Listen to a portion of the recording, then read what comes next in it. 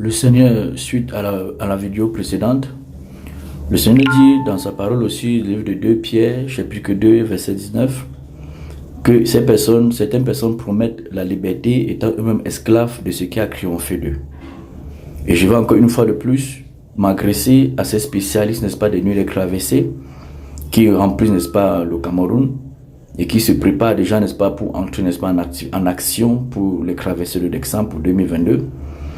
Vous ne pouvez pas prétendre, n'est-ce pas, apporter la liberté spirituelle à des personnes quand vous-même vous êtes esclave de ce qui a triomphé de vous. Ceux-là qui sont esclaves, n'est-ce pas, de la cupidité, qui passent le temps à organiser, n'est-ce pas, les séminaires pour, n'est-ce pas, des hommes d'affaires, les séminaires, n'est-ce pas, pour, n'est-ce pas, les percées financières, ceux-là qui, n'est-ce pas, promettent, n'est-ce pas, des bouteilles, n'est-ce pas, d'huile, d'onction pour la victoire, des bouteilles d'eau bénie pour la victoire, toutes ces choses, n'est-ce pas, qui promettent là, que vous promettez, ce n'est pas ce que Jésus-Christ vous a envoyé faire. Jésus-Christ vous a envoyé annoncer l'évangile de vérité qui rend le peuple libre. Qui rend le peuple libre. Libre de tout péché, libre de toute influence ou de toute possession démoniaque. Donc, je vous interpelle encore une fois de plus, au travers, n'est-ce pas, de ce petit morceau, à revenir à Jésus-Christ et à ne pas traverser 2021 avec, n'est-ce pas, l'esclavage de la cupidité dans laquelle vous vous trouvez.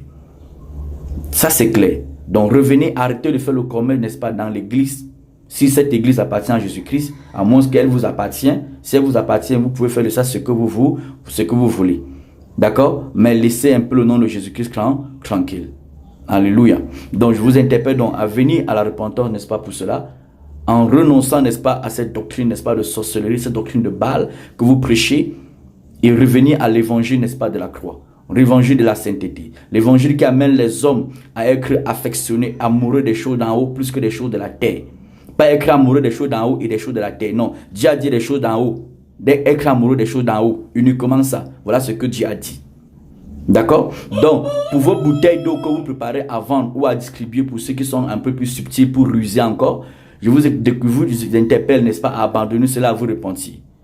Arrêtez, n'est-ce pas, de distribuer les bouteilles d'eau, vendre les bouteilles d'eau, les bouteilles d'huile d'onction, distribuer ou vendre, tout ça, c'est la même chose pour la victoire pour 2000, n'est-ce pas, 22. Ça, c'est faux.